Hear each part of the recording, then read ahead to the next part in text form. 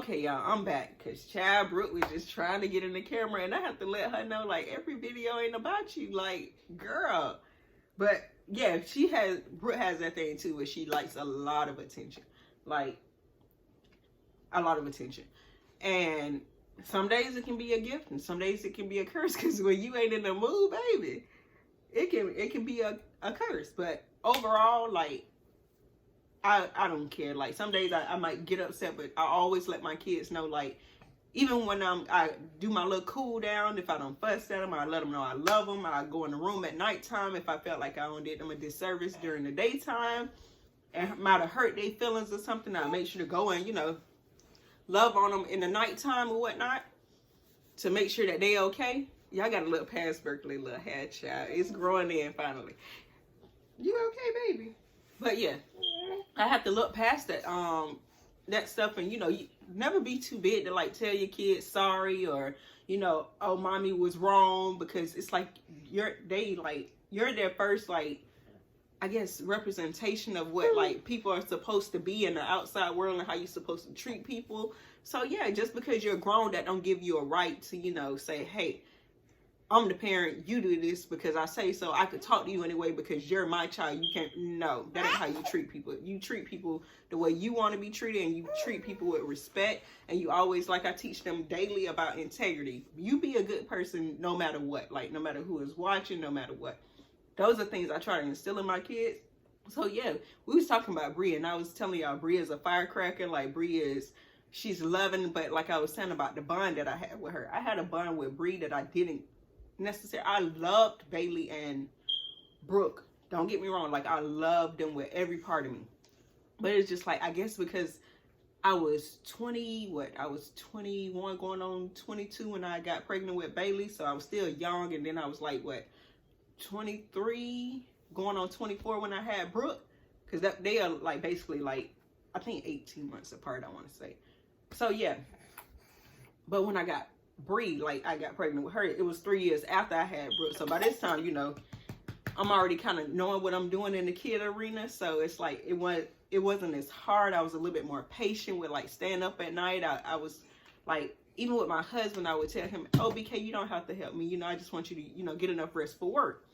Whereas it used to be, I would get frustrated in the middle of the night because of the crying, and, you know, my nerves bad, y'all. I don't like no noise. Like, that's why sometimes it kind of be, if I can say, like, I'm kind of a perfectionist when it comes to certain stuff, like stuff like this. Like, I don't want all the noise and all of that because I want you to be able to hear what I say. But sometimes you can't be perfect.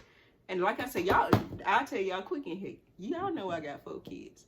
So with that being said or whatever, yeah, Bree was a different type of relationship.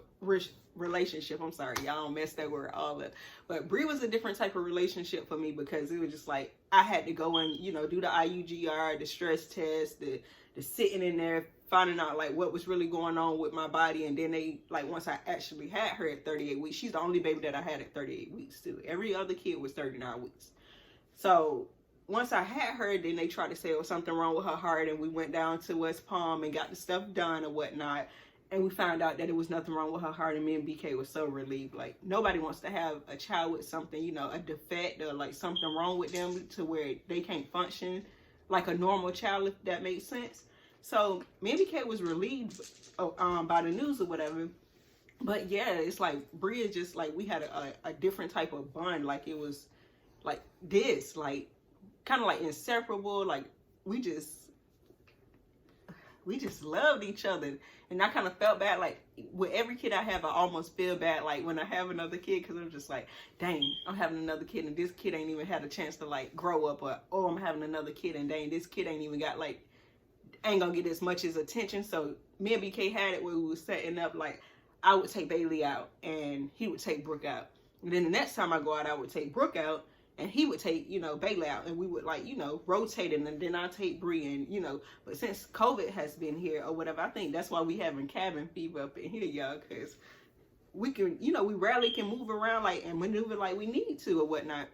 And I'm kind of, you know, to the point where I say I don't want my kids, like, getting sick, so I limit where I go. Like, I think only two places that I've been for fun really since Corona has been here. Yeah, she pulling out love with my shirt.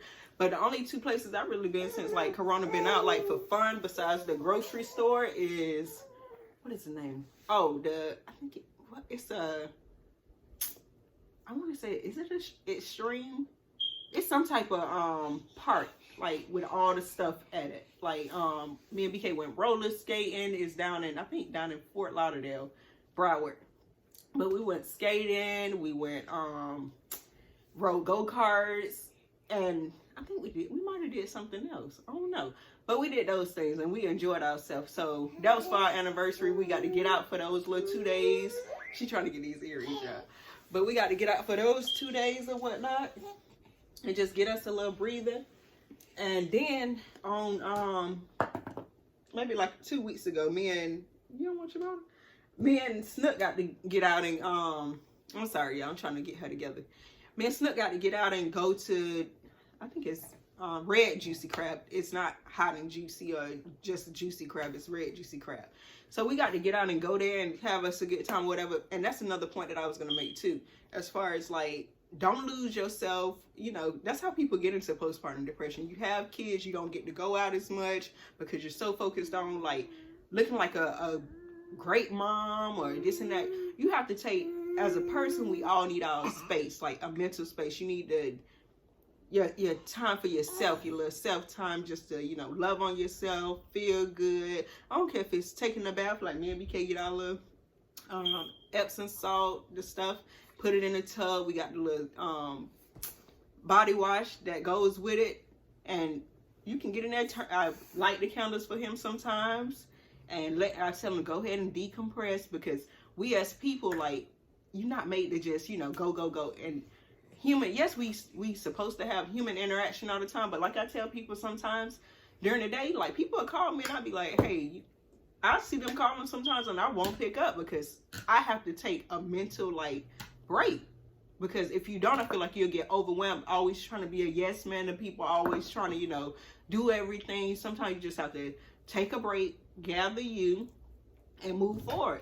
So yeah, some days I don't pick up the phone, and it ain't nothing personal. Everybody who know me know that, hey, Bet gonna take her a few days. She probably be watching a show, or she just probably, I got 4 kids and a husband, so I don't want to hear people talk every day. I don't had kids for about 7 years now, and I still ain't, like, I don't know if I'm ever gonna get past the fact, maybe I'm not a morning person, and I try to be a morning person and like make a little routine of it now and make it kind of fun, like get up, make my bed, do my hair, wash my face, you know, get myself together. Just like they're getting their stuff together for school, I try to get myself together, turn my word on, meditate on my word, and, you know, try to make, like, I tell them it's a great day to have a great day. It's like all about how you start your day and all about how, you know, it's your attitude.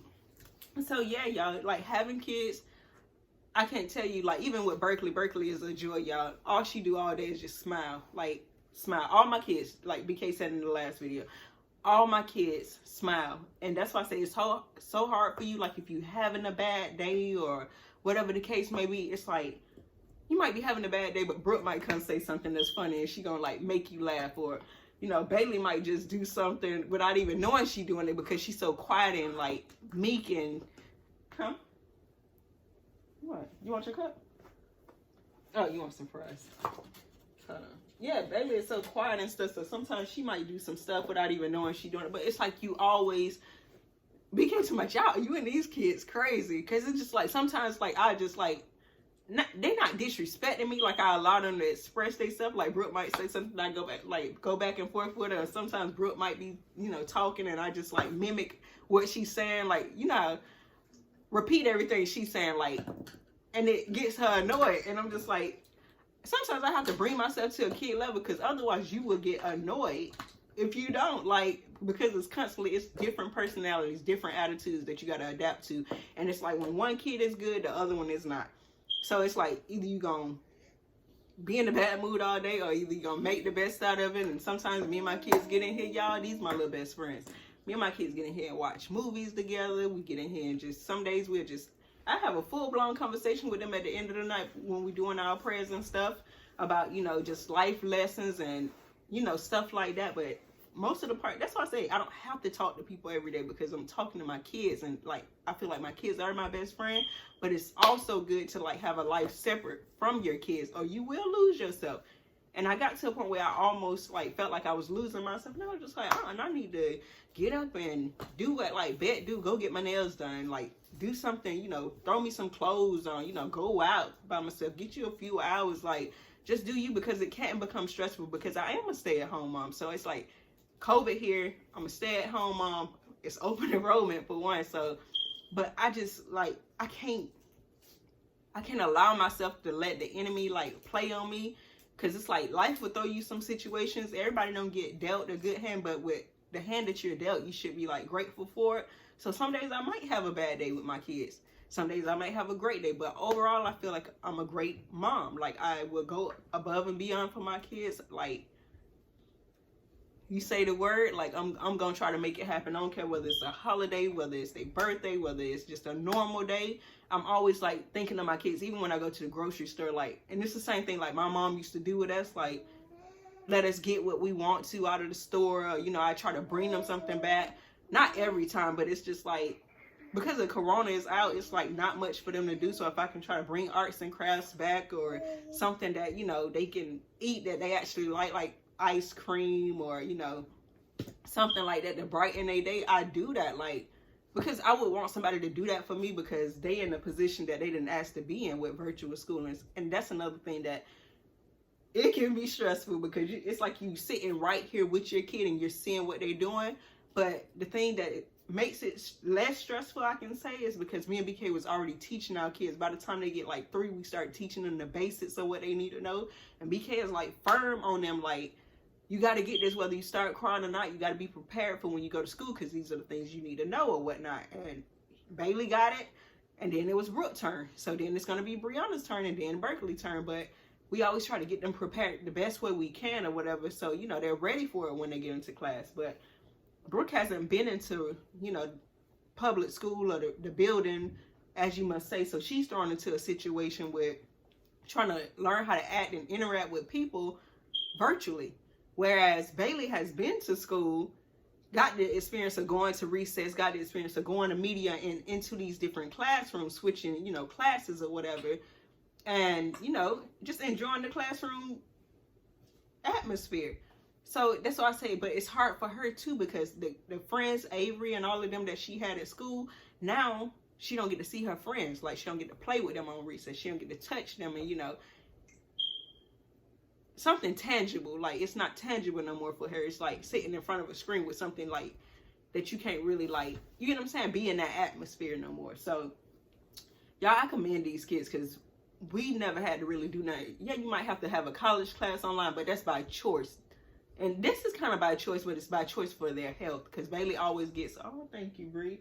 Bailey always gets sick or whatever when she's in school. Bailey, she just stays sick. Her immune system get weak, and Brooke can get sick and lay down for one day, and Bailey can get sick and lay down for like a whole week and be sick, and I have to take her to the ER and check on her. So I have to look out for them. So it's just like, yeah, it's stressful as a mom. It's more that I have to take on.